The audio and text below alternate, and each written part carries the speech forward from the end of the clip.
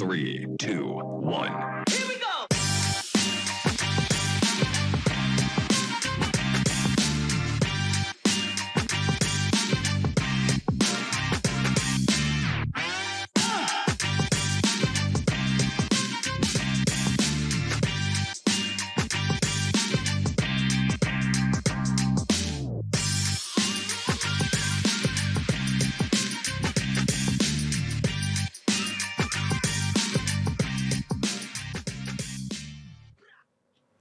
Et voilà le retour. Alors, je viens de dire à mes invités de ne pas regarder les cams, mais moi, je la regarde. Mais c'est juste pour vous dire bonjour, le temps qu'on passe en mode plateau. Et ça y est, on passe en mode plateau.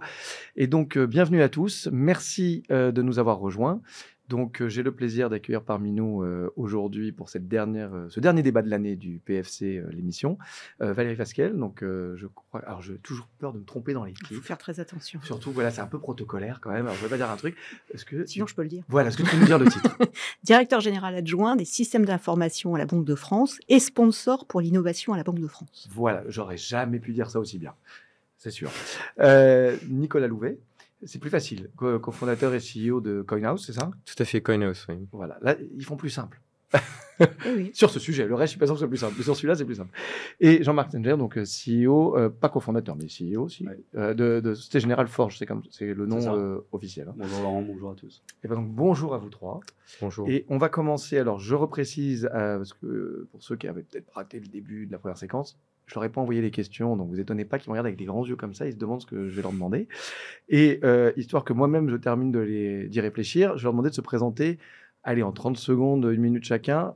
C'est surtout l'établissement, l'entreprise que vous représentez, évidemment, même si on est aussi intéressé par vous-même. Mais on va commencer peut-être par toi, Valérie.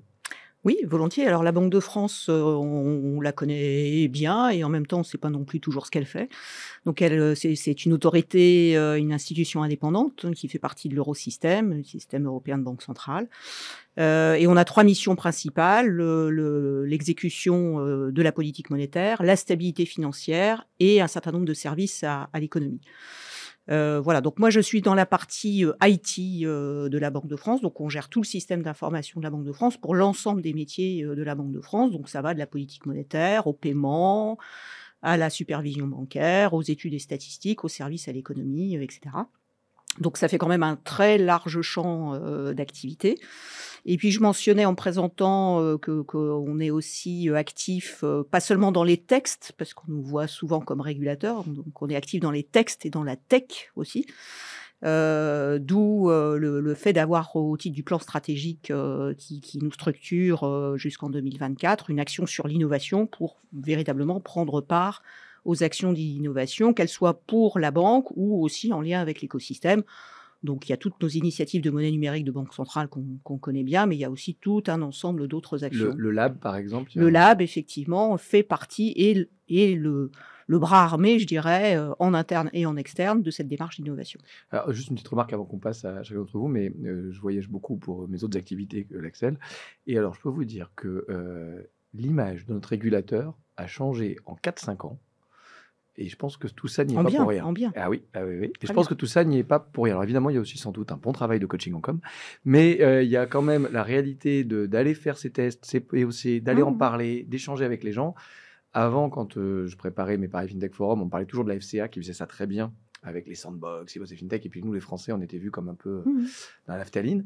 C'est plus du tout ce qu'on nous dit aujourd'hui. Ça ne veut pas dire qu'il n'y a pas des problèmes, hein, mais enfin, je veux dire, sur ça... Je pense que ce qui est important pour un régulateur, c'est de retrousser les manches et de mettre les mains dans le cambouis, parce que sinon, on court le risque d'avoir des régulations qui sont un peu éthérées et pas connectées à la réalité. Donc, pour réguler, il faut comprendre, et pour comprendre, c'est mieux de faire aussi.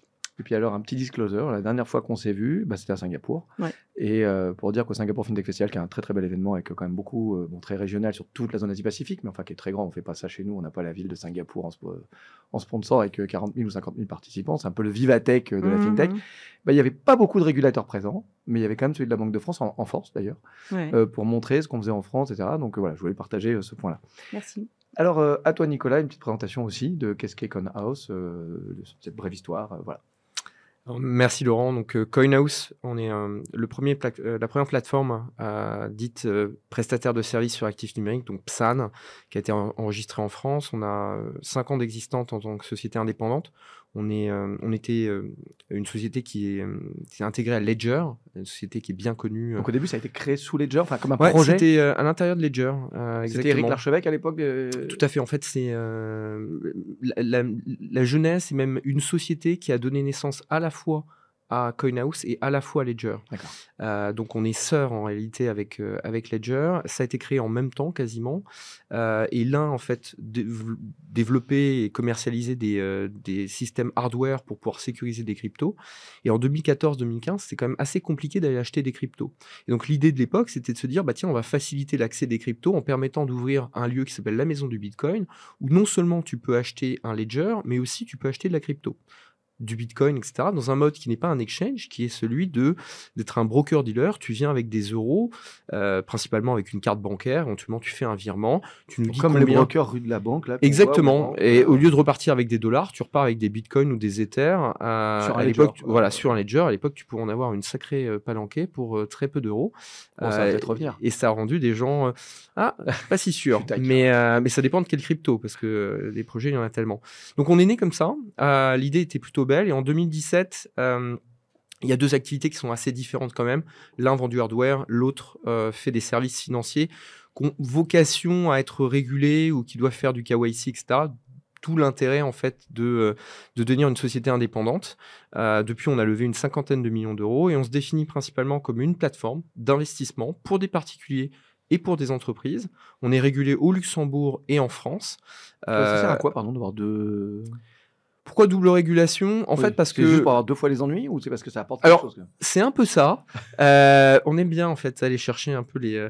Non, en fait, la réalité, c'est que le Luxembourg est une très belle plateforme pour l'asset management. Et il y a des besoins sur place, en fait, en matière de conservation, d'activités de dépositaires traditionnels. Je pense que Jean-Marc va en parler. Mais il y a aussi des besoins en termes d'asset management, d'assurance vie, etc. Et tous ces gens-là ont quand même envie de mettre de la crypto dans leurs produits. Il n'y a pas beaucoup d'acteurs enregistrés auprès de la CSSF, on n'est que 5 ou 6. Et d'ailleurs, 2 de mes sociétés font partie de ce groupe-là. Un purement spécialisé dans la conservation, l'autre spécialisé dans les activités d'investissement en général. Et donc, être présent localement, c'est aussi la capacité d'aller discuter avec tout un tas d'acteurs, y compris d'ailleurs des grandes banques européennes qui, sur place, développent des activités dans les actifs numériques. Et le Luxembourg est quand même une place assez intéressante. Et ensuite, d'un point de vue régulation, en Europe, on ne savait pas à l'époque ce que MiCA allait devenir et on se disait que allait se placer dans l'une des juridictions qui marque le territoire européen, et le Luxembourg en est une. Du coup, ça faisait du sens. Donc, on est allé là-bas. Et puis après, il y a eu PSAN. Après, il y a eu PSAN et maintenant, il y a MiCA qui va créer, heureusement, un passeporting européen et la possibilité d'agir au niveau des différents pays sans aller taper à la porte de chaque régulateur. Donc, activité d'achat-vente de crypto, on n'est pas un exchange, nous on est un broker-dealer. Quand vous venez acheter de la crypto, vous l'achetez à CoinHouse. Excuse-moi, toute l'émission, je vais vous faire le coup. Ouais. Je fais le coup de celui qui n'y comprend rien, parce que je me rends compte en discutant avec beaucoup de gens qu'en fait après on jette des mots, c'est du name dropping et les gens croient qu'ils ont compris, mais en fait on parle pas de la même chose. Non, donc moi, explique-moi, c'est ok. Et t'as raison. Et la preuve d'ailleurs, quand on voit tous ceux qui ont perdu de l'argent sur l'exchange, je savais pas forcément que leur argent était bloqué là-bas. Donc c'est quoi la différence? Alors, entre c'est toi une et question de Binance. terminologie, mais moi je vais le définir. Il y a beaucoup de différences. À part la taille. Ouais, il n'y a pas que ça. Je pense que Alors, le premier sujet déjà au niveau de l'exchange, c'est l'exchange en lui-même. Moi, je le définis comme une bourse, une place de marché. Donc, Euronext, c'est un exchange. C'est un lieu dans lequel tu as des acheteurs, des vendeurs. On définit un prix basé sur un carnet d'ordre. Ça, c'est la réalité en fait d'un marché financier. Il faut à un moment qu'un prix se définisse de façon à ce que les gens puissent dire le Bitcoin, il vaut tant et je suis capable de l'acheter. Et le seul endroit où tu peux l'avoir, soit tu le vas à la criée du poisson Bitcoin tous les matins, soit tu vas sur un exchange qui a un carnet d'ordre, qui anime des acheteurs, des vendeurs, etc. Voilà, donc c'est de l'exécution. Normalement, les gens qui sont autour d'un exchange, c'est plutôt des acteurs qui sont régulés. Tu vas rarement, toi, même si tu as beaucoup de moyens, Laurent, directement à la porte d'Euronext pour aller trader des actions Société Générale. Tu vas passer par un acteur parce que Euronext, il y a plutôt envie d'avoir des gens autour de la table qui sont régulés, propres, qu'on fait tout un tas de diligence. Et ensuite, toi, en tant que broker, un Boursorama ou d'autres acteurs, tu vas aller gérer le client final. Nous, on est dans ce même positionnement. Nous, on n'est pas connecté à un seul exchange, on est connecté à plein d'exchanges. Binance en fait partie, d'ailleurs, c'est un de nos partenaires, c'est pas le seul. Et On donc, a par exemple, tu Kraken, me garantis une Coinbase. meilleure exécution par Oui. rapport à tous les exchanges? Nous, notre algorithme va, quand tu veux acheter 1000 euros ou 1 million d'euros de Bitcoin, il va regarder sur les exchanges, là où on a de l'argent, là où on peut opérer, quel est le prix. Il va regarder quel est le meilleur prix. Il va essayer de fractionner le prix pour voir si ça... Alors, pour 1000 euros, ça n'a aucun intérêt, mais pour 1 million d'euros, ça peut être intéressant de fractionner. Il va aller, par exemple, passer un bout de la transaction sur Kraken. Il va attendre un peu, il va le passer sur Coinbase, éventuellement sur un autre acteur, de façon à exécuter l'ordre de la meilleure façon. Et moi, je te propose un prix final sur lequel je me suis engagé. Donc, en revanche, quand je te dis le Bitcoin, je vais te le vendre à 16 500 euros pour 1 million d'euros, tu feras la division, tu enlèveras un tout petit peu de frais, ça va être aux alentours de 1 à 2%, et globalement, tu auras tes quantités de Bitcoin. Moi, ensuite, il faut que j'aille les acheter. Donc, je suis connecté à tout un tas d'exchanges, j'ai des règlements de livraison avec eux, j'ai des euros, j'ai des cryptos s'ils circulent, et je réalise l'achat pour toi. En réalité, je le fais pour moi parce que je te les ai déjà vendus. Donc, c'est vraiment un métier qu'on connaît très bien dans le monde financier. Par contre, tu me les as déjà vendus, mais c'est toi qui les as ou ils sont sur ma clé à moi? Non, pour l'instant, ils sont... je te les ai mis dans ton compte CoinHouse associé à Bitcoin si c'est du Bitcoin. Et ensuite, tu as deux possibilités. Soit tu les gardes chez CoinHouse, ils sont conservés chez CoinHouse. La très grande majorité, plus de 80% à 90%, vont être dans des systèmes de cold storage ledger. Donc, ça va être des endroits où on les enfouit, on n'y touche pas. Une petite partie est dans un hot wallet parce qu'il faut de la liquidité pour rentrer-sortir. Et pourquoi il faut de la liquidité? Parce que je peux te permettre, à tout moment, si tu le veux, de sortir tes cryptos, parce que tu as le droit de le faire. Tu as le droit d'avoir 1 million d'euros sur ton compte bancaire et de les sortir si tu veux pour faire un Par virement. contre, juste pour terminer là-dessus, parce qu'après, il faut que on termine le tour de table, mais toujours pour la naïveté. Donc, ta sœur Ledger nous explique que en fait, ta clé, il faut l'avoir sur toi, sinon c'est pas tes cryptos. Ouais. Mais toi, par contre, tu dis non, je les garde, mais c'est comme tes cryptos. Déjà, c'est des vrais cryptos, elles sont achetées, elles sont à toi, c'est une dette que... Oui, mais enfin, elles qu'on sont a. dans tes systèmes, donc si t'es piraté, je les ai plus, quoi. C'est vrai, mais déjà, on utilise les systèmes de Ledger. Ta clé Ledger, vraiment, je te souhaite qu'il ne t'arrive rien. Mais tu l'as mis Surtout où que c'est tes cousins, dis rien. Hein. Tu l'as mis où ta seed? Est-ce que tu l'as donné à ta femme ou à quelqu'un? Si jamais... Tu as confiance en ma femme. Ouais, le problème, c'est que si jamais tu décèdes, malheureusement, tu vas quelque part, l'avion se crache, tu as eu 1 million d'euros. Je vais l'inviter plus souvent. Et ta seed, personne ne sait où elle est. Ta famille, elle a accès à quoi, là? Ah oui, c'est comme si je perds mon portefeuille avec mon cash. Exactement. Tu as déjà entendu parler de La clé dans certaines les- personnes, y compris des personnes impersonnelles de notre écosystème, qui sont pris un pistolet sur la tempe? Non, je n'ai pas entendu parler, mais je regarde pas assez, c'est pour Eh ça. ben, je te donnerai le nom en off. Donc, il y a régulièrement des gens. C'est super bien, l'époque des diligences. Moi, j'adorais ça. J'adore en plus Far West. C'est super. Mais revenons au Moyen-Âge. Remettons tout notre argent. Sortons tout l'argent de la Société Générale. En plus, c'est ma banque. Et mettons-le chez nous, dans nos systèmes. Tout, il est beaucoup plus en sécurité. C'est pas Moi, mal je parce que pense que c'est tes cousins Ledger, Ledger, c'est mais t'es une quand même en train solution. de. C'est quand même, t'es né de Ledger, mais ton pitch, c'est de dire que c'est pas forcément bien de l'avoir sur. C'est une solution, mais c'est pas la seule solution. D'accord. Ça fait partie des solutions, c'est très important et c'est surtout une liberté, une possibilité. Si tu veux tout garder tout seul chez toi, tu peux le faire. C'est une chose qu'une banque ne te permettra pas nécessairement de faire. Ce que nous, on peut permettre de faire, c'est l'hybridation. Si tu veux sortir, tu peux sortir, on va te permettre de sortir tes fonds. Si tu veux rester, on te garantit la sécurité de tes fonds. Et en plus, CoinHouse fait plein d'autres services. On fait des produits d'asset management, les fameux livrets crypto, la gestion pilotée, tout un tas de trucs. On vend aussi des services aux entreprises. Et là, je rentre un peu trop dans le détail et je vais Jean-Marc revenir. est impatient. Et Jean-Marc est impatient, il a raison. On va prendre le temps qu'il faut. De toute façon, l'avantage, c'est que c'est du direct, je fais ce que je veux. Donc, je dis ça pour mes chroniqueurs qui vont être à la bourre. Comme ça, ils enregistrent. Mais on y reviendra parce que tu viens d'évoquer Livret Crypto et tous ceux qui regardent cette émission regardent aussi LinkedIn. Et on sait très bien que tu as une actu aussi et des fois un peu des complexités liées à la situation actuelle. On en parlera, mais on en parle tout à l'heure. Jean-Marc, qui es-tu? C'est quoi Société Générale Forge? Alors, donc, je travaille pour la Société Générale. Et d'ailleurs, si tu le souhaites, Laurent, tu peux mettre ta clé Ledger dans un coffre à la Société Générale. On peut en parler après. Si tu veux vraiment être safe. Alors, donc, effectivement, groupe Société Générale. Ledger, mais il faudrait peut-être que je m'y mette, en fait. Donc, groupe Société Générale.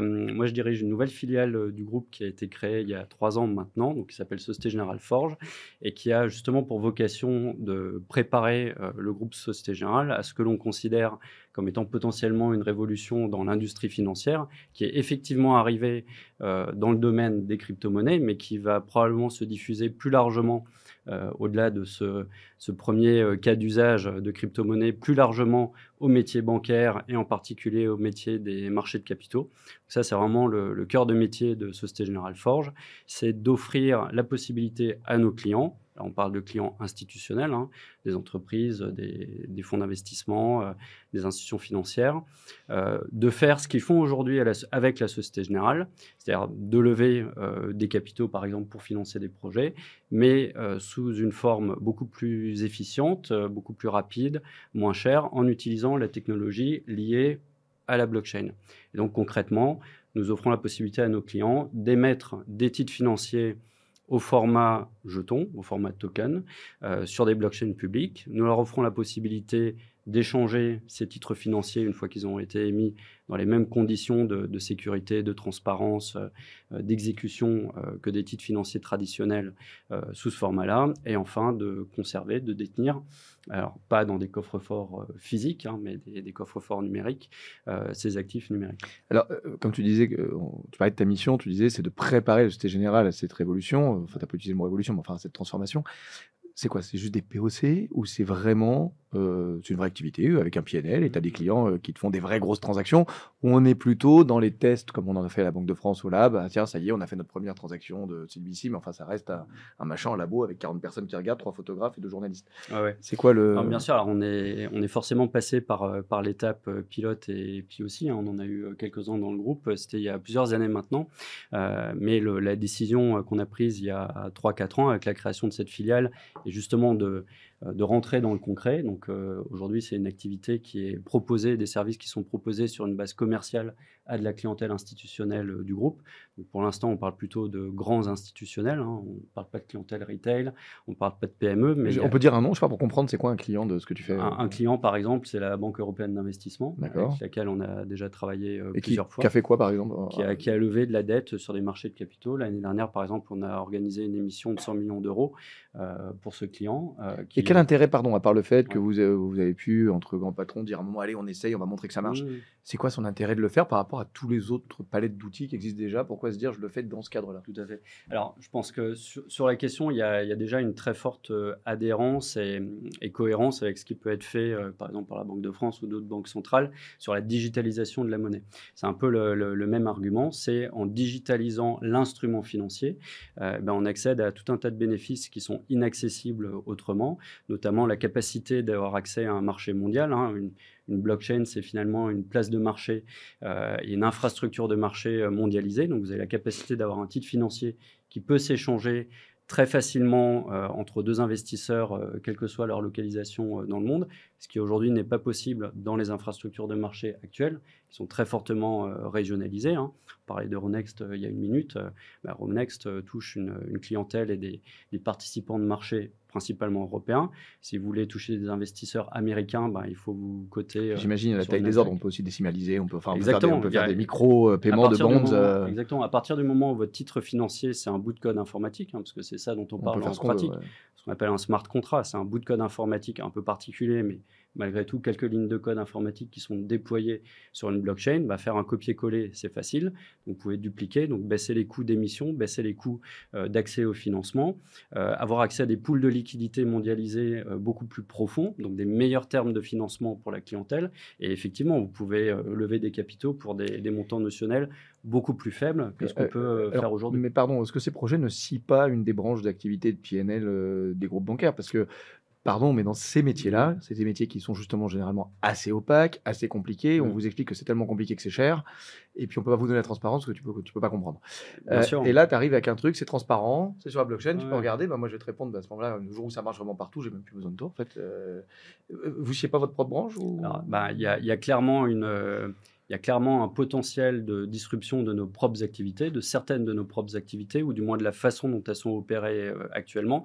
Mais on part du principe, et c'est vraiment les discussions fondatrices qu'on a eues avec la direction générale il y a quelques années lorsqu'on a décidé de se lancer dans ces développements, c'est qu'à partir du moment où c'est possible réglementairement, et on en parlera peut-être un peu plus tard, il y a un cadre européen et un cadre français qui ont été créés de façon très précoce, qui nous ont donné les moyens de proposer ces services bancaires régulés régulé en parfaite conformité avec la réglementation Tout à fait. bancaire que l'on connaît. Donc ça, c'est un prérequis. Le deuxième prérequis, c'est la technologie. Et on voit bien dans l'industrie crypto qu'on peut processer des transactions immédiatement, sans frais, entre acteurs qui ne se connaissent pas nécessairement.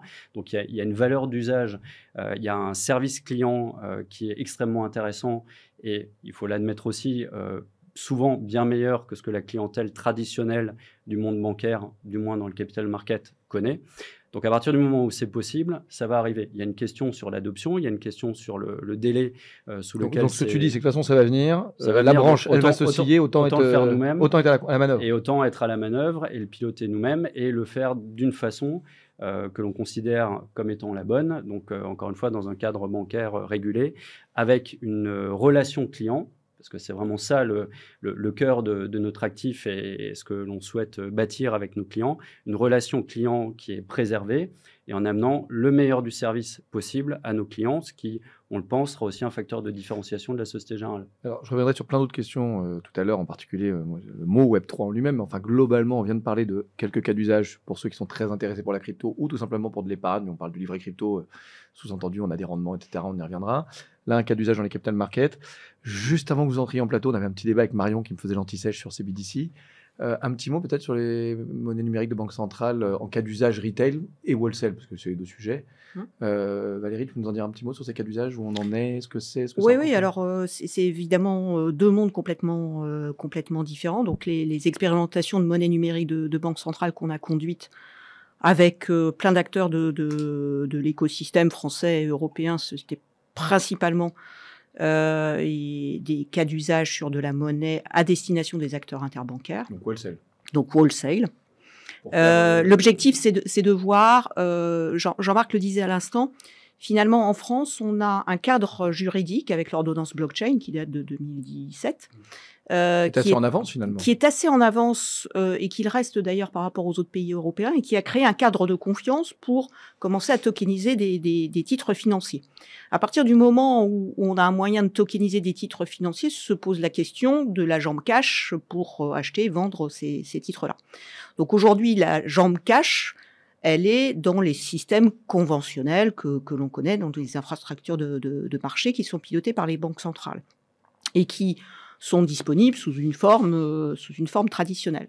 Donc, il y a forcément rupture de chaîne, toute chose égale par ailleurs, entre quelque chose qu'on peut faire sur de la blockchain, tokenisé, rapide, etc., et puis la patte cash qui se trouve sur d'autres systèmes. Donc, finalement, ça a été le levier de notre réflexion. Pardon, j'interromps juste une Ouais. question, parce que je fais encore une fois le naïf, et j'ai déjà essayé de faire la même explication à ma femme, et elle me dit, mais je comprends pas, maintenant tu me dis qu'il y a des virements instantanés. C'est quoi la différence? C'est du chinois ton truc, on envoie de l'argent en instantané, alors pourquoi c'est moins rapide qu'un instantané, qu'un autre instantané sur une blockchain? Pardon, je pose la même question. Aujourd'hui, la blockchain, elle permet d'échanger dans des conditions beaucoup plus rapides un titre financier. Ça c'est pour la partie titre, oui. Ça, c'est pour la partie titre. La partie monnaie, je parle. Donc, quand on achète un titre, il faut donner quelque chose en compensation, et c'est en général du cash. Bon. Cette patte cash, la jambe cash de la transaction, aujourd'hui, on la gère dans des systèmes qui existent, dans des infrastructures de marché, donc dans des systèmes européens. Mais donc pas dans le même système que la blockchain. Donc, il faut changer de système pour régler la jambe cash. Donc, on doit faire cohabiter deux donc notre systèmes. question, elle a été de dire finalement, comment est-ce qu'on peut, première option, faire cohabiter les deux systèmes avec la jambe titre d'un côté et la jambe cash dans un autre avec système. Une couche au milieu, quoi. Et donc, une logique d'interfaçage. Donc, comment je fais pour faire cohabiter les deux mondes? Première option sur laquelle on travaille. Et deuxième option qui nous a conduit à nos expérimentations de monnaie numérique, c'est de dire, et si je mets à disposition la monnaie centrale dans ce même système qui héberge les titres, dans une technologie de type distribué, est-ce que ça facilite les choses? Oui, non. Quelles sont les contraintes pour moi, en tant que banquier central, dans le pilotage de la liquidité que je mets à disposition du système? Est-ce que ça fait avancer finalement les choses pour les acteurs qui cherchent à optimiser leurs transactions financières? Vous avez déjà des éléments de réponse là-dessus? Parce que tu as posé Alors, la question. Oui, on a des éléments assez intéressants parce qu'effectivement, le fait de mettre à disposition la monnaie centrale permet de raccourcir non pas seulement le délai de règlement, mais le délai de traitement des opérations quand on est dans un mode national, domestique. Aussi en mode transfrontière. Aujourd'hui, on sait que les paiements transfrontières et les échanges, c'est quand même quelque chose d'extrêmement compliqué. Donc, on voit que la monnaie centrale elle est de nature à permettre une plus grande facilitation dans l'exécution des paiements transfrontières.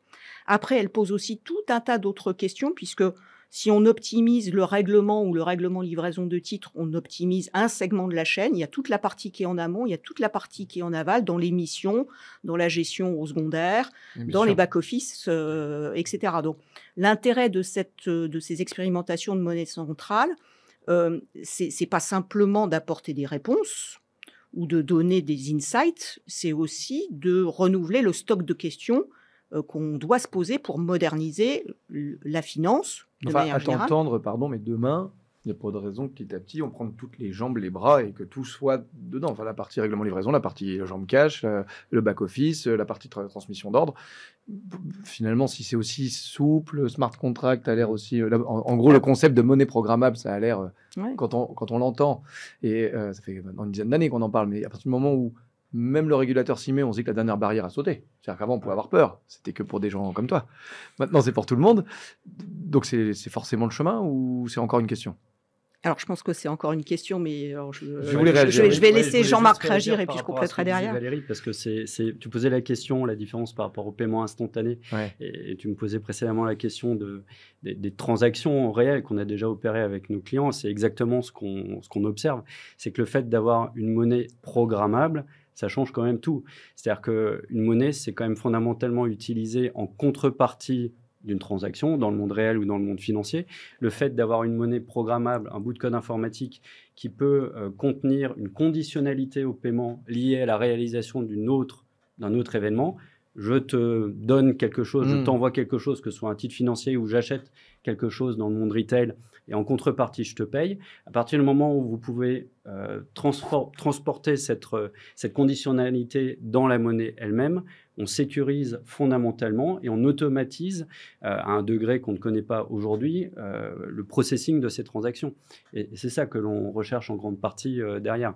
Avoir une automaticité et une simplicité finalement de l'ensemble de ces transactions financières, les amener dans l'instrument lui-même, que ce soit du cash ou du titre, et donc de les sortir d'une infrastructure un peu monstrueuse qui a été construite depuis les années 70 dans le monde des paiements et dans les middle et back-office de toutes les banques du monde. Alors je reviens Valérie parce qu'on a évoqué les wholesale. Oui, alors juste pour finir sur le wholesale, l'intérêt c'est effectivement du côté acteur de marché d'automatiser, de fluidifier et de mieux gérer un certain nombre de contraintes dans le process des opérations. Du côté du banquier central, je vais revenir en arrière. La crise de 2008, elle a porté aussi quand même beaucoup d'enseignements sur le niveau de solidité de la finance et du monde financier. Donc, elle a amené aussi à considérer qu'il y avait un certain nombre de transactions qui avaient besoin de s'effectuer aussi dans des conditions de sécurité suffisantes, et donc le besoin d'avoir un certain nombre de garde-fous pour sécuriser ces transactions. Et parmi les garde-fous, il y a l'usage de la monnaie centrale. Donc, nos expérimentations de monnaie numérique de banque centrale, et ça va me permettre aussi la transition avec le retail, c'est aussi de garantir l'usage dans un nouveau monde technologique de l'actif qui est le plus sûr et le plus liquide aujourd'hui, qui est la monnaie centrale, c'est-à-dire la monnaie émise par les banques centrales. Donc c'est quelque part aussi ce type de considération qui l'emporte pour le retail, puisque là il y a une réflexion au niveau de l'eurosystème sur y a-t-il un intérêt à avoir un euro digital, j'allais dire dans nos poches, en complément du cash, en complément des autres moyens de paiement et pas en substitution. C'est de comment on conserve l'ancrage ce qu'on dit pas, pardon, avec la monnaie centrale. Mais quand on ne dit pas en substitution, est-ce que c'est pas juste pour pas faire peur aux banques et aux clients final entre guillemets, quand on voit qu'en ce moment l'Italie, la Hongrie, les pays nordiques disent peut-être remettre le cash dans la constitution puis rappeler que le cash c'est utile. Enfin, les gens ont peur. Donc est-ce que quand on dit rassurez-vous, c'est à côté, c'est pas à la place d'eux, c'est une communication? Ça a tellement d'avantages. Non, pas seulement, parce que les habitudes de paiement, ça met très très longtemps à évoluer. Le temps des habitudes de paiement, il est très très long. Et déjà, pour modifier des habitudes de paiement, on l'a bien vu. Le chèque. Le chèque dans une direction à l'inverse le paiement sans contact, qui est aujourd'hui une espèce de grand standard pour tout le monde. Enfin, il y a 10 ans, c'est Il pas le cas, existe hein. depuis très longtemps et on a mis du temps avant de l'accepter. Et il y a eu des morts sur le chemin. Monéo en a souffert. Et le chemin a été long pour arriver là. Donc les habitudes de paiement, il faut avoir en tête que ça met très longtemps à se modifier. Après, on sait que le cash s'érode régulièrement dans nos économies, à des niveaux variables en fonction des pays, des habitudes de consommation. Enfin, la manière dont on paie en France, c'est pas du tout la manière Bien dont sûr. on paie en Allemagne ou en Italie. Donc voilà, il y a aussi cet arbitrage à un niveau plus européen qui est à faire. Donc c'est pas Donc, c'est pas à une côté. simple posture, À et côté. c'est bien à côté, en complément, parce que finalement, nous, ce qu'on souhaite, c'est que le citoyen, il ait le choix. Mais par contre, pardon, tu as très bien décrit le cas d'usage wholesale, Oui. mais j'ai peut-être raté parce que j'écoutais deux choses à la fois, le cas d'usage retail. J'ai compris que ça pourrait être à côté, mais pour faire quoi? Alors, c'est à côté pour continuer de maintenir l'ancrage de la monnaie centrale dans les paiements du quotidien. Un exemple concret, voilà. Aujourd'hui, je paye avec un Alors euro ou un virement ou ma carte bancaire. aujourd'hui, j'ai des billets. Ouais. Des billets, c'est de la monnaie centrale. C'est de la monnaie émise Tout à par les fait. banques centrales, distribuée par les intermédiaires financiers, mais c'est de la monnaie centrale. On le voit bien dès qu'il y a une crise financière, dès qu'il y a une crise sanitaire. C'était assez intéressant au moment de la crise sanitaire. Ce qu'on a observé, c'est rush sur les DAB. Il n'y avait pas de crise financière.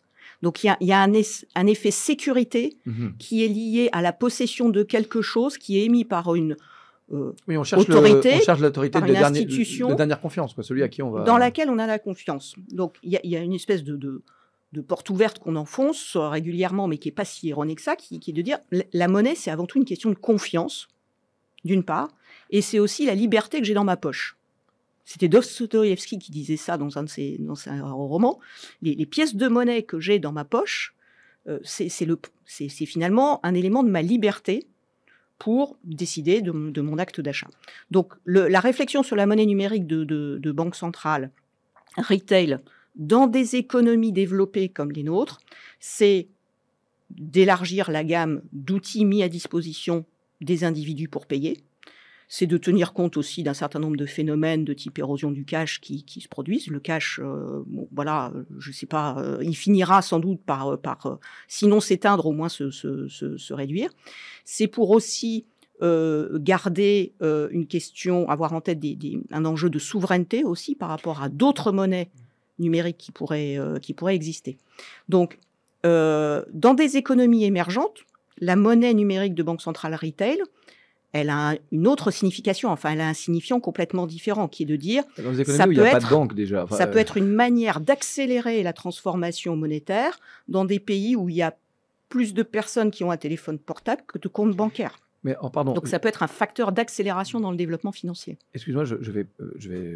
Tu reviens sur ta question. Oui, parce que je suis désolé, j'ai pas compris la réponse. J'ai très bien compris tout ce que tu as dit, mais je suis pas sûr que c'était la réponse à ma question. Ma question, c'est je suis Laurent, qu'est-ce que je veux, un cas d'usage concret pour faire du retail, un paiement retail. C'est quoi en fait un euro numérique? C'est J'ai un billet de banque, mais un euro numérique, c'est quoi? C'est dans un ledger? C'est quasiment, on peut le concevoir comme une formule dématérialisée du billet de banque que tu as dans ton portefeuille. Donc il y aura un wallet technique quelque part tu as un wallet et puis tu peux décider de payer ta baguette de pain, le cadeau que tu vas faire à ton épouse. Mais je vais jusqu'au bout, parce que justement, là, quand il y a des crises, alors c'est pas le cas là tout de suite pour là, il y en a un peu plus chez toi, on y arrive dans 2 minutes, mais enfin, quand je dis chez toi, je parle de la crypto en général, je parle pas de Coinos. Mais quand il y a des crises comme en 2008, justement, on cherche là où il y a le plus de sécurité pour mes fonds.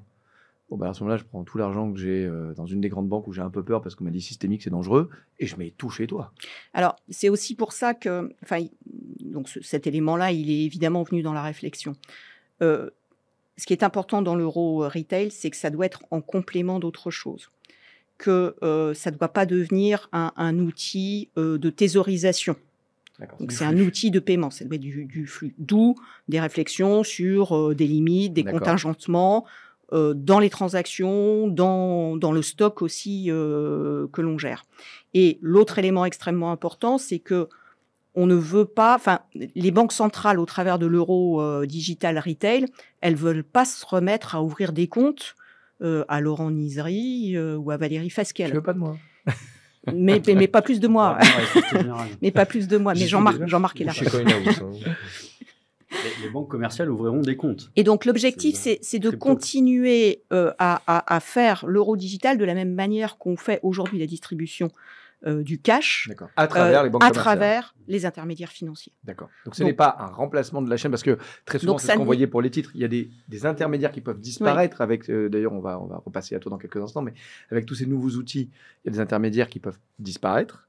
Là, en tout cas, le plan est clair tel qu'il est décrit Oui, aujourd'hui. oui, C'est tout il n'y à a fait. pas de disparition d'intermédiaires de banques commerciales dont le rôle est, on en parlait, enfin on le connaît ici, ça reste le même rôle. C'est Vous un distribuez la complément monnaie, au vous nous circuit distribuez. actuel. D'accord. Ça me fait rebondir parce qu'on parle de, finalement, là tu bois un peu du petit nez, parce qu'il y a 7-8 ans, quand tu as commencé à bosser sur ces sujets, tu étais un peu avec l'archevêque, etc. Vous étiez un peu tout seul là dans votre truc, dans le régulateur, la Société Générale. C'est un club très ouvert, la crypto, la blockchain. Ça fait longtemps qu'on a l'habitude de travailler ensemble. Oui, mais avant c'était des sur- pieds aussi. Maintenant, là, vraiment, on voit que c'est du concret. Là. Pour nous, c'est quelque chose d'assez linéaire. Naturel. C'est-à-dire, c'était évident que ça allait venir. Après, le timing n'était pas nécessairement évident. Et je pense que l'avènement de la loi Pacte en France, un vrai terreau sérieux de régulation, a permis de montrer aussi de la sécurité auprès des acteurs. D'ailleurs, Forge et Psan, comme nous, on l'est également. Et puis le développement de l'écosystème, l'emploi autour de cet écosystème aussi, les services financiers qui ont été développés, l'usage. Il y a quand même un sondage qu'on a fait en 2021 avec la DAN qui montrait qu'il y avait 8% des Français à peu près des Français retail qui s'étaient intéressés à la crypto, en possédaient ou en avaient possédé. Donc on parle quand même de plusieurs millions de personnes, c'est pas rien. Donc aujourd'hui, on peut pas ignorer ce marché-là. On peut pas juste passer à côté. D'ailleurs, le marché actuellement vit ses soubresauts comme il a l'habitude de le vivre régulièrement. Et on voit bien que c'est quelque chose qui marque un peu aussi les esprits. Donc c'est pas un épiphénomène. Ça me fait penser à deux choses. D'abord, on a beaucoup cité le mot régulation, pas pour rien que je t'ai invité. Mais j'ai quand même l'impression, alors c'est pas vrai pour toi parce que ça fait longtemps que tu appelais de la régulation, etc. Mais il y a quand même beaucoup d'acteurs dans ton écosystème qui avant c'était, nous embêtez pas qu'à la régulation. Et alors depuis qu'on voit que tout se casse la figure, c'est on veut de la régulation. C'est juste une vue de l'esprit et je caricature. Il y a quand même voilà, un vrai changement où on se dit maintenant qu'on est mature, comme tout le monde, il nous faut une bonne régulation et comme ça on pourra bien travailler, mieux travailler. Ça dépend ce que tu définis comme la régulation. Je pense qu'en France règles, et en Europe, par ça. on l'a. Oui, mais elles existent. Elles existent en France, elles existent au niveau européen avec un cadre qui a été développé. La problématique, comme tu l'as dit, au niveau européen, ça va être en place. C'est pas encore existant. Oui, enfin, il y a quand même un texte qui arrive et puis on est sur un cadre européen. Les choses ne se font pas aussi facilement, aussi rapidement que ça. Mais je veux dire, les efforts qui ont été faits pour pouvoir créer ce cadre, ils ont été sérieux sous la présidence française, Emmanuel Macron. Ça a été une volonté de l'État. Et d'ailleurs, le cadre MiCA est très proche du cadre français. Donc, on a été en avance et c'est très bien. Le problème, c'est que le nuage ne s'arrête pas à la frontière strasbourgeoise. C'est-à-dire que aujourd'hui, avec une connexion Internet, n'importe qui, en France, entreprise ou particulier, peut aller chercher un service financier crypto auprès d'une plateforme installée aux Bahamas, aux Seychelles ou je ne sais où. Le problème de level playing field qu'on a très souvent eu. Et c'est son choix, c'est sa liberté. Mais ils n'ont pas le droit de faire de publicité en France. Ouais, mais ils le font quand même. Tu ouvres Twitter et tu regardes. Ouvre Twitter, regarde, tu vas voir des publicités en français, d'acteurs, en français, je précise, d'acteurs. D'ailleurs, Binance, avant même d'être régulé, faisait tout le temps de la publicité en français sur les réseaux sociaux. En même temps, Psan, il est, et puis maintenant, et c'est pas non plus de la complexité surhumaine pour les moyens qu'a Binance, tu vois. Pas... Non, en effet, mais au moins respectons les règles. Et ensuite, la problématique, c'est que déjà, il y a un cadre européen qui doit s'appliquer et un cadre français qui existe. Et puis ensuite, il y a le reste du monde. À la rigueur, ma problématique, c'est plutôt l'harmonisation dans d'autres pays du monde, dans des zones géographiques où il y a de l'argent, où il y a un marché qui se développe, aux États-Unis, en Asie, et particulièrement aux États-Unis. Il y a un marché crypto qui se développe, il y a des gros acteurs là-bas, il y a beaucoup d'argent, il y a des hedge funds, il y a beaucoup d'acteurs. Je pense que Jean-Marc aussi en côtoie pas mal. Et ils ont une régulation qui est beaucoup moins claire, beaucoup moins transparente que ce qu'on peut avoir nous en Europe. Mais est-ce que ça n'a pas évolué avec ce qu'on vient de vivre avec FTX peut-être, mais j'allais dire, dans la finance classique, 2008 a été un wake-up call et il y a eu pas mal d'évolutions de la réglementation. Il a fallu que ça crache sévère, entre guillemets. Ouais, mais l'Europe, en 2008, comme aujourd'hui, sur les marchés financiers, ça pèse beaucoup. La crypto européenne, certes, il y a quelques beaux players, on joue notre rôle, mais le gros des players, Binance n'est pas français. J'entends ce que tu dis, mais à côté de ça, et tous les gros acteurs sont essentiellement à l'étranger. Tu as raison, mais en il même va temps, falloir quand aller peser sur un écosystème. J'ai l'impression t'as qu'on le fait beaucoup quand moins j'entends le de- gouverneur ou quand j'entends Ouais. Bruno Le Maire. Alors peut-être c'est que de la com, je sais pas.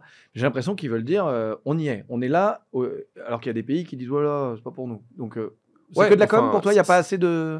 Je dis pas ça. La seule chose, c'est que je dis, c'est pas n'a pas besoin de réguler plus les acteurs français ou européens. Plutôt essayer de créer une harmonisation au niveau européen. Donc, à la rigueur, Bruno Le Maire ne doit pas nous parler en français, il doit parler en anglais à Joe Biden ou à l'administration américaine. C'est plutôt ça le sujet. Hein. Mais je crois qu'il faut réglementer mieux et surtout de manière plus uniforme. C'est ça aujourd'hui Vous dites la même chose, en le fait. vrai débat. Non, je m'y suis complètement d'accord. Ça fait 2 ans qu'il y a un vrai shift de la part des régulateurs qui ont réalisé, alors avec tout un tas d'événements, avec Libra aussi qui a servi, on a presque tendance à l'oublier, mais ça a servi aussi Wake d'accélérateur up call à l'époque avec à la, Facebook, ça à faisait la peur, réflexion qu'on a réussi à tuer, quand même. globale.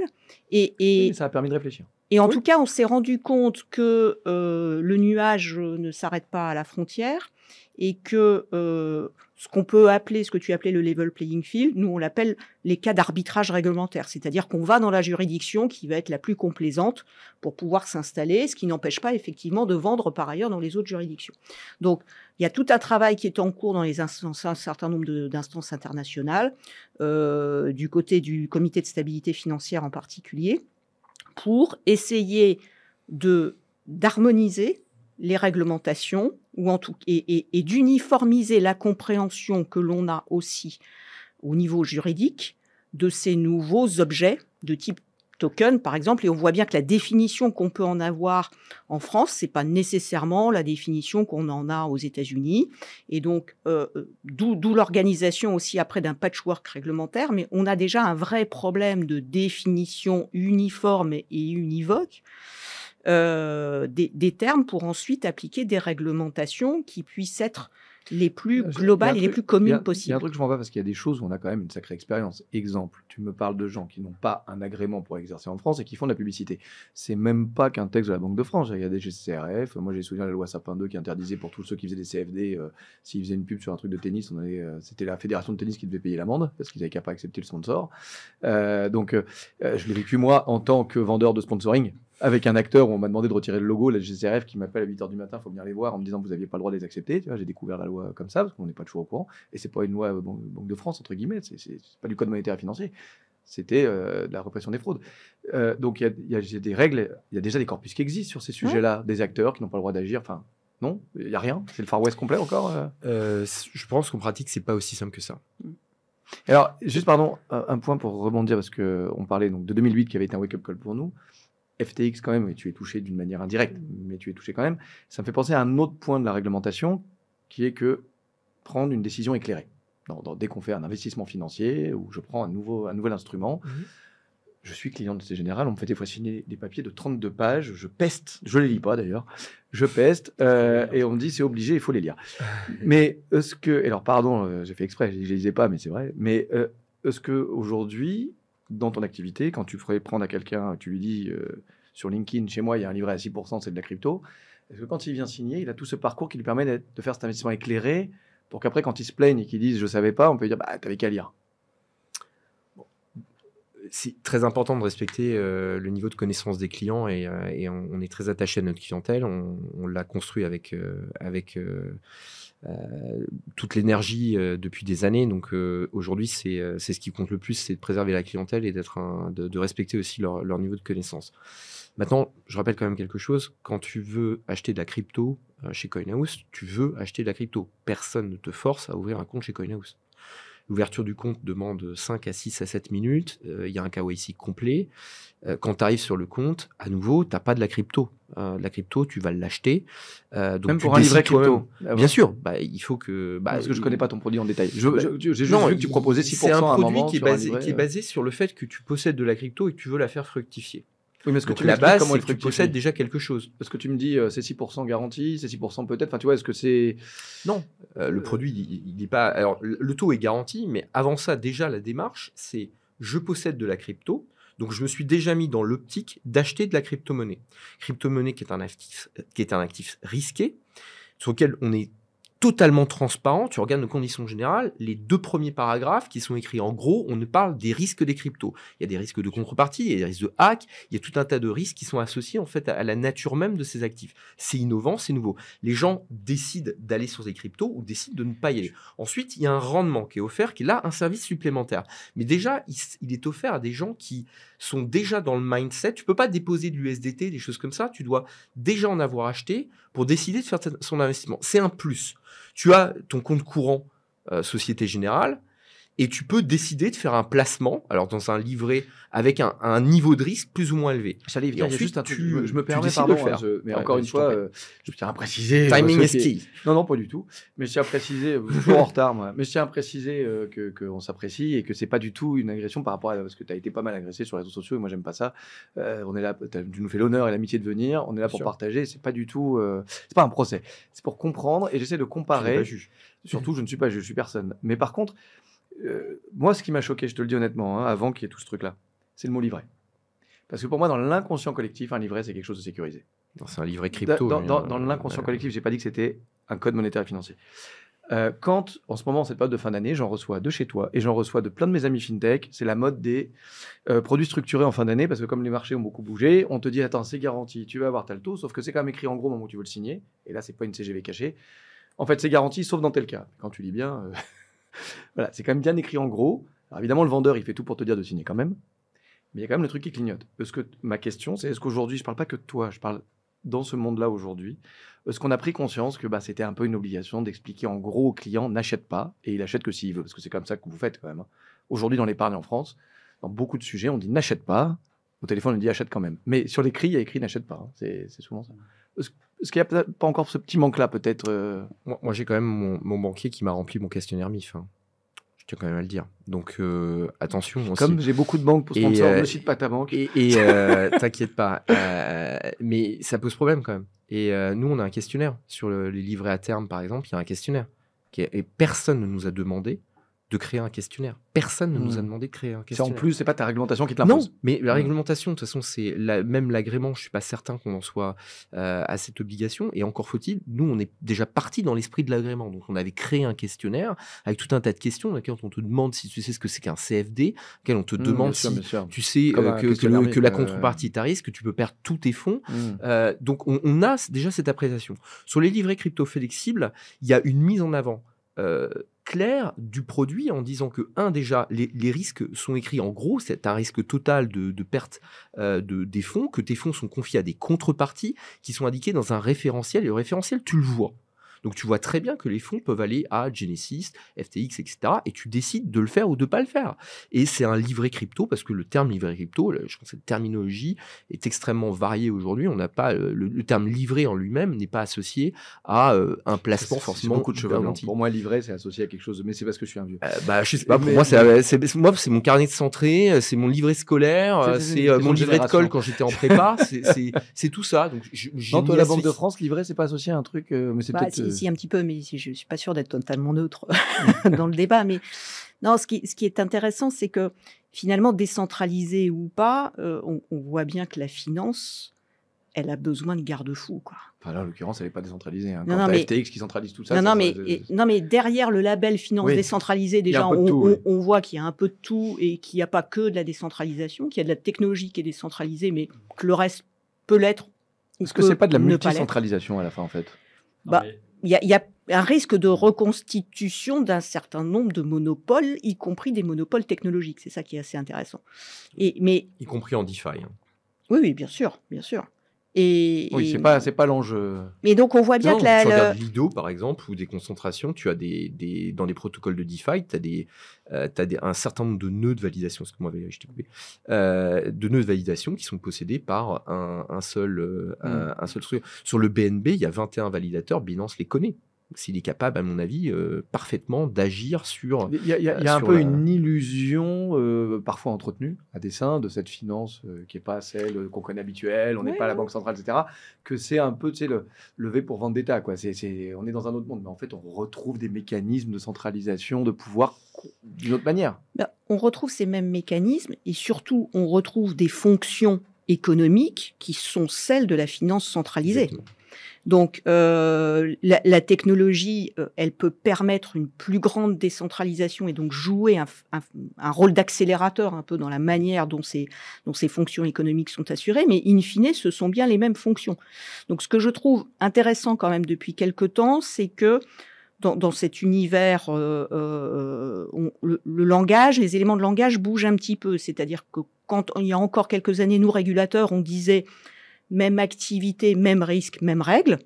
On nous disait, ah mais ça, il faut changer de paradigme, ça c'est la vieille régulation, la régulation à la papa, il faut changer de modèle.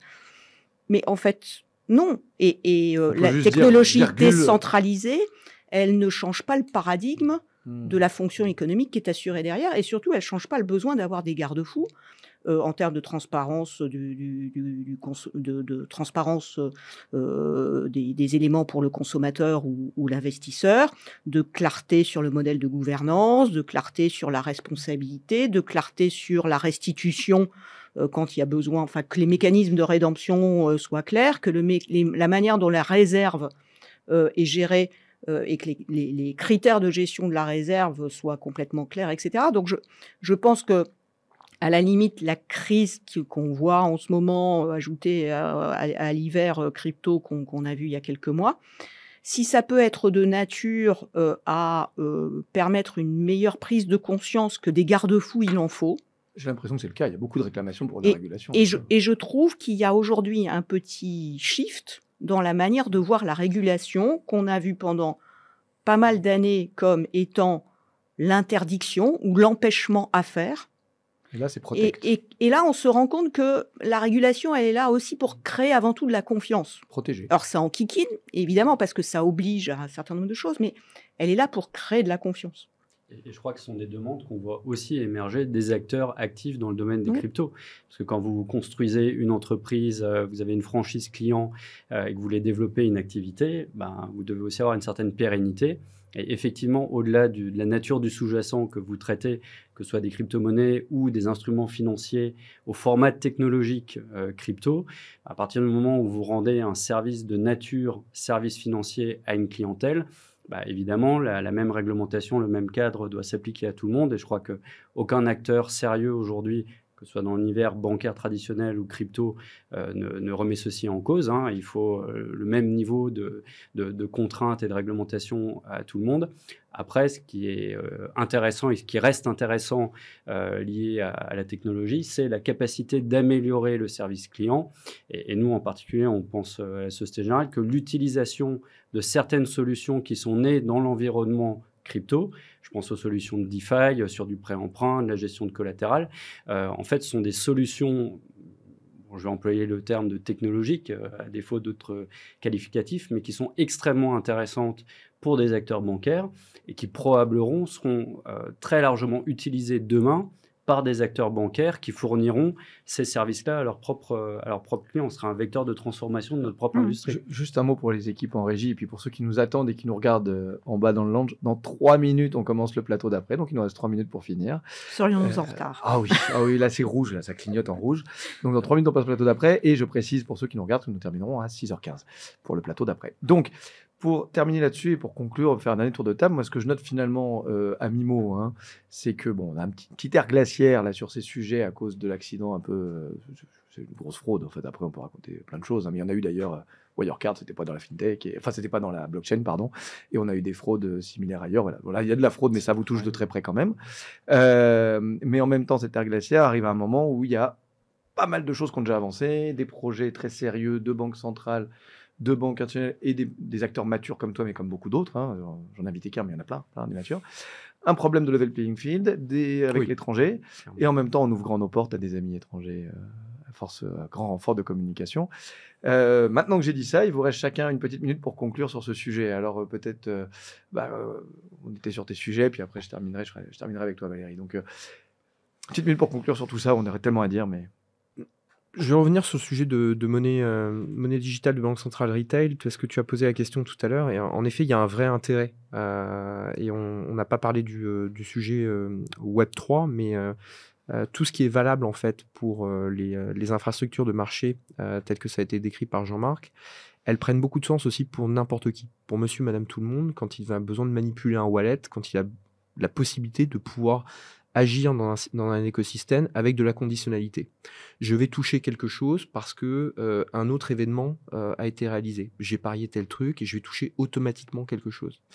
En fait, cette capacité-là de pouvoir donner aux gens des nouvelles possibilités d'accéder à de la monnaie programmable, à des services différents, c'est la définition autour du Web3. Et ça peut nécessiter une monnaie digitale de banque centrale, parce qu'à un moment, il faut une monnaie qui ne soit pas nécessairement volatile et qui puisse être échangée, servir de moyen de paiement pour aller interagir avec un smart contract, aller interagir avec un autre système, venir payer quelque chose dans un écosystème.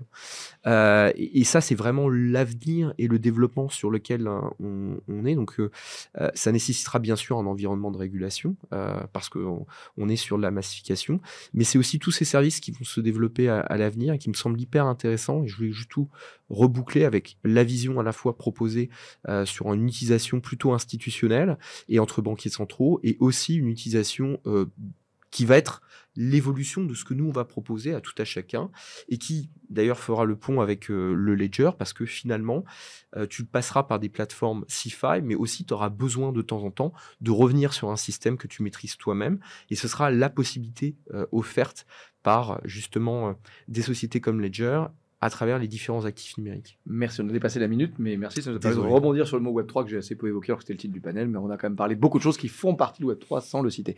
Tu peux faire pareil d'ailleurs. Peut-être justement pour y revenir, parce qu'on a parlé de beaucoup de sujets, peut-être un peu moins marrants, la réglementation, la crise actuelle, ainsi de suite. Mais effectivement, tout ceci, il ne faut pas oublier, s'inscrit dans des évolutions qui sont absolument fascinantes et très enthousiasmantes. Ce sont des nouveaux services dans le monde bancaire et des paiements qui vont arriver dans très peu de temps dans le quotidien de toute la clientèle, qu'elle soit retail ou wholesale. C'est une réalité. C'est à quelques petites années devant nous. C'est l'occasion de faire grandir de nouveaux services, de nouveaux business. Et je crois qu'effectivement, on n'en a peut-être pas assez parlé. La France et l'Europe sont très très bien placées dans cette course mondiale, parce qu'on a un cadre qui a été créé effectivement par les autorités, qui est extrêmement favorable quand on regarde les autres juridictions. On a aussi des acteurs industriels français, que ce soit des grands groupes dans le secteur financier ou autres, ou des startups très très fortes. Il y a quand même un écosystème et un vivier de talents au niveau ressources humaines extrêmement fort en France. Et donc, il faut être extrêmement positif, je crois, malgré tout, pour ces développements futurs. En tout cas, nous, on l'est à la Société Générale. Pour finir, pour conclure. Je crois qu'on est d'accord sur le fait de dire que la finance, elle se transforme. Ça, c'est assez évident. Si on schématise en mettant tout ce dont on vient de parler derrière le terme de finance décentralisée, même si c'est peut-être pas totalement rigoureux, mais donc la finance, elle se transforme. Ça va être progressif, mais ça va se faire. Après, je pense qu'une finance ne va pas succéder à l'autre. Ça va pas être C'est une cohabitation. Donc, forcément, ce sont des mondes qui ont vocation à cohabiter. Et s'ils ont vocation à cohabiter, il faut quand même qu'il y ait un peu de règles de vie en commun, et de règles de vie communes entre les deux. Donc c'est pour ça qu'il faut aussi qu'il y ait des garde-fous des deux côtés qui permettent que la cohabitation se fasse de manière la plus harmonieuse. Et on voit bien que la finance décentralisée, elle a aussi les mêmes contraintes que la finance traditionnelle. Il faut de l'interopérabilité, il faut de la standardisation, il faut des services communs, etc. pour que ça marche. Donc, la régulation, je pense que c'est important de l'avoir aussi comme un élément de facilitation de la porosité qui sera de toute façon inévitable entre ces deux mondes. Donc, après, la grande question, mais ça pourrait presque être une autre table ronde, c'est comment on fait pour réguler une finance où finalement le code logiciel des smart contracts, etc., se substitue à des intermédiaires pour faire exactement le même boulot. Donc il y a vraiment tout un changement aussi et une réflexion à avoir du côté régulateur pour non pas challenger, y a-t-il besoin de réguler, mais comment concrètement on le fait, et on le fait de manière appropriée à l'évolution de la technologie. Donc il y a comment on met un peu en parallèle le temps de la régulation dont on sait qu'il est plus long que le temps de l'innovation technologique qui peut concevoir des nouveaux outils. Un beau thème pour une prochaine table ronde ici même, sans compter celle pour refaire la même. On parlera plus du mot Web3 parce que je l'ai sous-entendu dans toutes mes questions, mais on n'est pas allé jusqu'au sujet lui-même. Mais il y avait tellement à dire et pas assez de temps. Merci beaucoup de vous être prêté au Merci, jeu. Laurent. Je retiens ta dernière proposition, Valérie, une grande colocation avec un règlement de copropriété copropriété. pour tout le monde. Exactement. Et donc ça nous fait du boulot pour les vacances de Noël. Merci à tous. Et alors donc Merci. tout de suite la suite. Mais avant de commencer ce dernier plateau des chroniques du PFC, en espérant qu'ils sont restés derrière le rideau, qu'ils sont pas partis à force d'attendre avec mes 20 minutes de retard, un petit replay de la dernière fois. En fait, d'habitude, nous avons Ben de Brica Capital avec nous. Il n'a pas pu être là parmi nous. Nous avons, vous allez le voir, quelqu'un de fascinant qui nous rejoint pour le remplacer aujourd'hui. Mais en attendant, on se dit un petit souvenir. On vous a mis une petite minute de Ben de la dernière émission. À tout de suite. 3, 2, 1.